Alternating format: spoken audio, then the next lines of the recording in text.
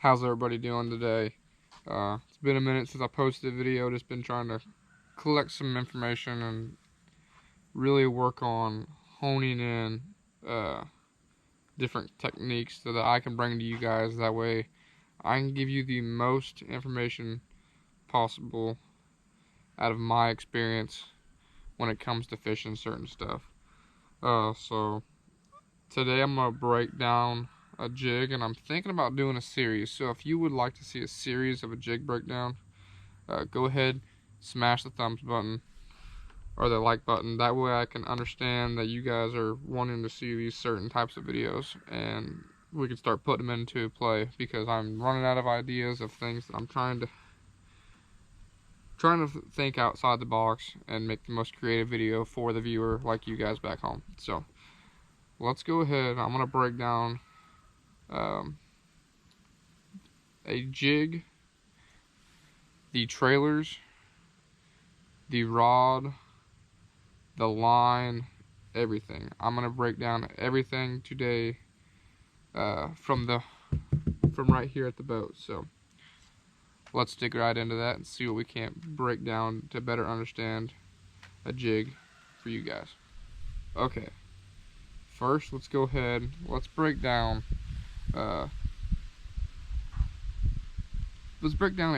the different types of jigs, because there's a few, and I don't have them all in here, but I just got two different style.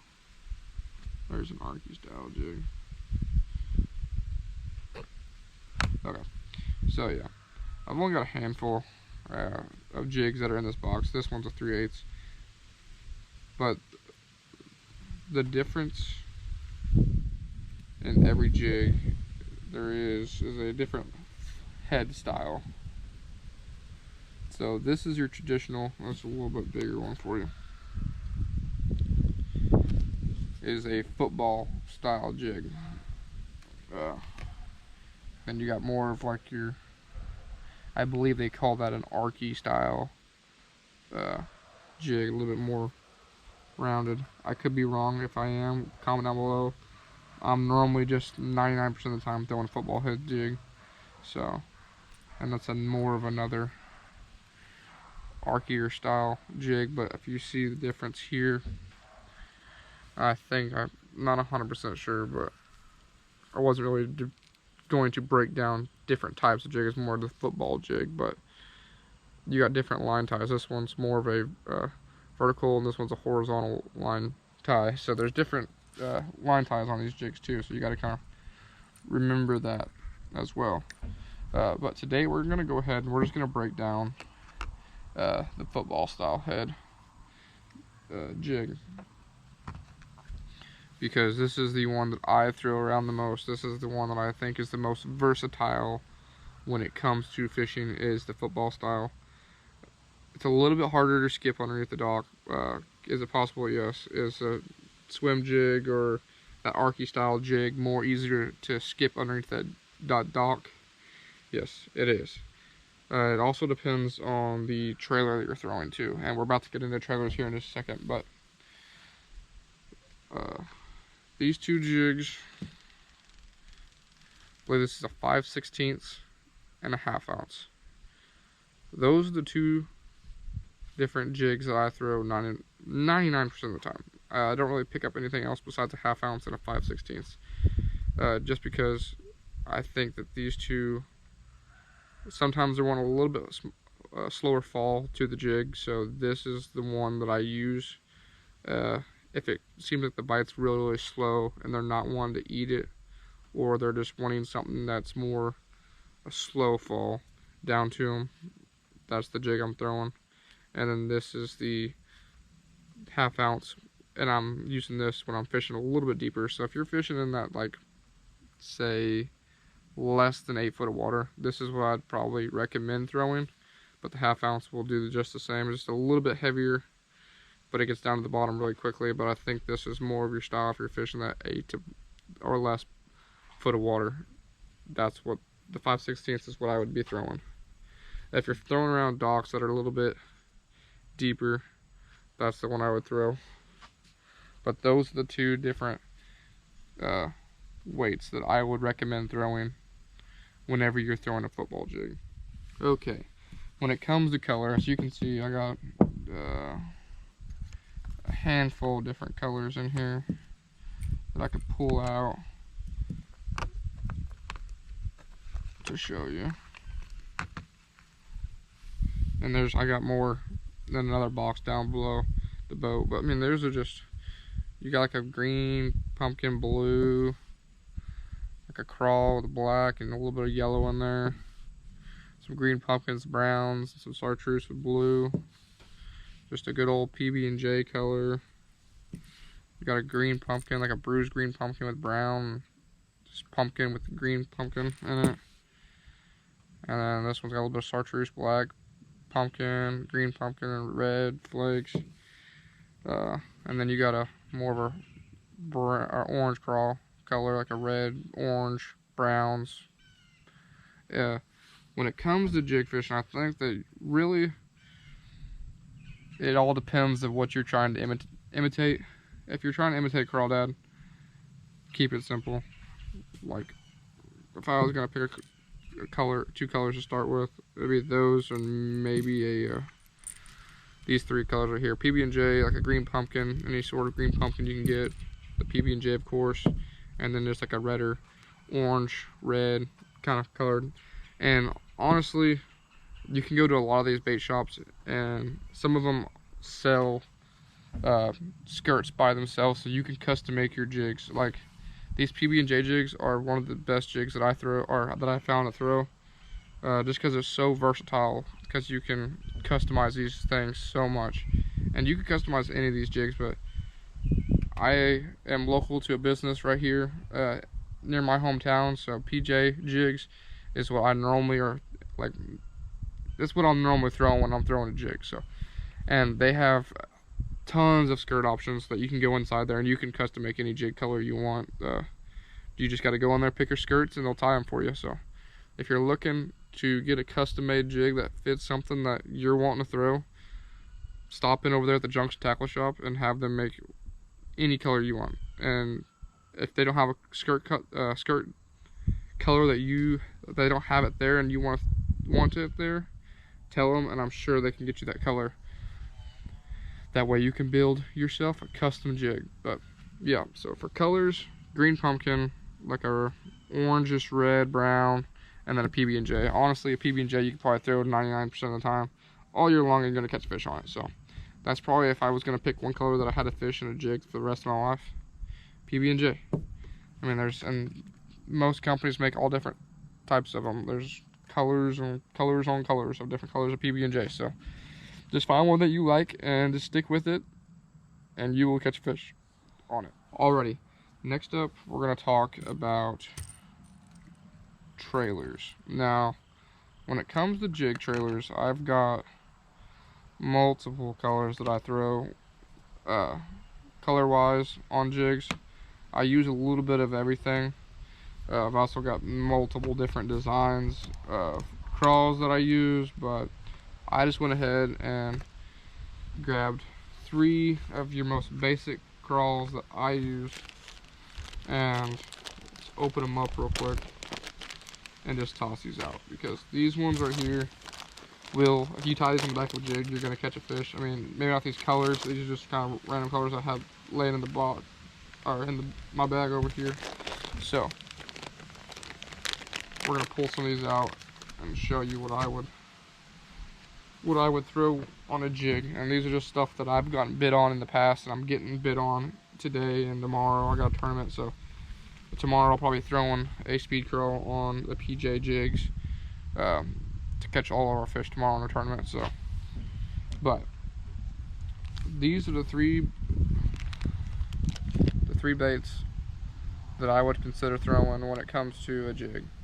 There's one more that I would put in there that I don't have out here that I wish I would have, but it's just don't have it right off the bat on me. But that is a speed crawl from Zoom. This one's in a bullfrog color, pretty cool. Chartreuse bottom, brown top. This is a robo worm. This is the Morning Dawn color. I throw this one more. I don't throw it as much as I probably should on a jig, but I do love throwing a worm on a jig just every now and then. It's just something different that I feel like most people, whenever you see them go out and they'll throw a jig, it's got a speed crawl on it. I mean, that's one right there already rigged up. It's got a speed crawl on it. Most people, that's what they're throwing. They're throwing one with a speed crawl, and then a brush hawk's another one you could throw one on. But if I was going to tell you to go pick up a bait to put a bait to throw on the jig that you could probably catch fish on, most people, I just not a big fan of the chunks, but a lot of people like the chunks. But if there was a bait, it would be the speed crawl right here. Maybe not this particular color, probably a green pumpkin, just because I can take that green pumpkin and I can tweak it just how I want it to. I could put chartreuse and dye the tips on it and everything else, but if it was a green pumpkin, that would be the trailer that I would throw for the rest of the time, or the rest of the time I could throw a jig. This would be the trailer I would throw. The speed crawl is absolutely amazing. I love it. The Robo Worm, I'm throwing it more or less around I throw it a lot around bridge pylons, just because I feel like certain structures like bridges, walls, and stuff like that, I get bit a little bit better on a worm. But normally if I'm going to throw the worm, it's going to be on a shaky head by itself. But every now and then I will tie a worm up on a jig, and it just seems to get bit really, really well, especially on a finesse jig. It just puts the icing on the cake, and I really think that it can get you a lot more bites, because a lot of guys, I don't feel like, are throwing a straight tail worm. Sometimes people throw a curly tail worm, but a straight tail worm on a jig is absolutely killer, so do not count this one out. Next up, when you go to your colder water temps, a little bit, when the water starts dropping in there below the 50s and it starts getting a little bit cooler and the fish aren't just absolutely wanting a bait that's just kicking down through there, this critter crawl. This one is in the green pumpkin, so this is one that I'm like, can sit there and dye the tips, the antennas, make it just a little bit more of my style. Actually, let's go ahead and let's do that right now, so I can show you guys and demonstrate to you guys to show you what you could do with this thing to make it absolutely killer. Okay, we got chartreuse and garlic and the orange. This is a green pumpkin. Ain't nothing done to it yet. Get a little bit on the lid. I mean, these, and you don't have to get the garlic, but I like using the garlic, and these just gives a little bit more scent. But you could literally customize this thing however you want. You could take these antennas and dip them in the chartreuse.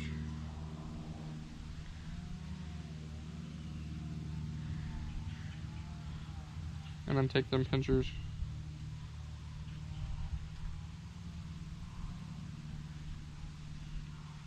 and then dip them in the red. And there you go. You got a little bit of chartreuse and a red crawl. And the things that you can do with this dye is incredible. And they make markers too that make it even more cooler, because you can dye certain things on the bait, the tails and the little middles that you really don't want to dip your whole bait. Those markers get pretty cool, and there's multiple colors you can get when it comes to dyes. But as you can see there, that's just a little crawl, some orange pinchers. I mean, that thing is looking like Iowa bass would absolutely destroy that thing. So that's just something that you can do with a lot of your baits. And the dip and dye doesn't just necessarily have to be just for your jig baits. You can take this stuff and modify swim baits, worms, creature baits, everything. This puts a little bit more icing on the cake when it comes to fishing. So as you can see, there's a regular one, there's one that we dipped and dyed, tails and everything. I mean, that thing just looks incredibly different. Pull them pinchers out to the side. Just a little bit of detail. It's a little bit different that you're not getting from the store. Store-bought, customized to your own little icing on the top with it. Okay, let's talk the rod, the reel, and the line. So this is not my rod, but this is my buddy's rod, since we're going to have a tournament tomorrow. I got everything of his in my boat. That way we're ready to rock and roll in the morning, because we got to be up early. So when it comes to a reel, this is a Ducket reel. Oh, so we have the same exact one, yeah. 8:3:1 gear ratio reel. This is the, I don't even know what reel this is, the Paragon one. I like this reel. This is the one I have on my rod. I'm just using a Ducket reel and rod on my setup, but this is relatively close to the same setup when it comes to rod wise. The reel is 100% the same. The line, I think he's using 20-pound test on this one, and I use anywhere from 14 to 20. I don't really go much higher than that. I feel like 20 is like perfect. You don't really have to go much higher than 20. I think with a half-ounce jig, 20 is perfect. But if you're going a little lighter jig, I would go with more of like a 14 to a 16-pound test. I feel like that really you get a lot more feel in that jig as you're working it down there. But fluorocarbon, I cannot stress that enough. I think fluorocarbon is probably the best thing when it comes to jig fishing, and that is just because if you are throwing it out there and you're not feeling your jig, the line and the rod has a lot to do with that. So if you're not feeling that jig, if it's on the bottom, use fluorocarbon. Go out there, buy some 18-pound test fluorocarbon, buy a half-ounce jig. You do not have to get this reel. This reel is just something that I got a good deal on through Ducket. So I got this reel. I love this reel. If you want to get this reel, I highly suggest this reel. But go get a medium heavy fast taper rod. That's my favorite jig rod. Somebody out there probably is gonna put in the comments today like a little bit heavier jig rod, like a heavy or a 7.3 heavy or something like that. 7 foot's perfect. You can go out there, get a medium heavy fast taper rod, because I like a little bit of give to it, and just go out there and fish. This is like what he's got here. This is a 7 foot medium heavy fast action rod, and you do not really have very many problems when you're, I'd say you might get a little bit better hookup ratio when it comes to a heavier rod, but honestly I think this rod is probably the easiest rod to find, and I think it is one of the best jig rods just because I got a little bit of give in that tip, so I can pull it up over those rocks, and I get a little more feel out of this rod because it's not too stiff. So if I was gonna go and buy another jig rod, it's gonna be a 7'3", 7 foot, 7'2", 7'6" medium heavy fast taper rod, because I like that tip because it's sensitive and I can feel and pull over everything. I just get so much more feel out of the rod for myself. If you want to get a little bit heavier rod, you can go get a 7.3 heavy. You don't have to get a medium heavy, but I feel like this rod has got enough give in a medium heavy fast taper rod. I just like there's just so much sensitivity that you're missing out if you go too stiff a rod, and you go too soft a rod, you're not getting enough feel. It just feels like mush, I feel like.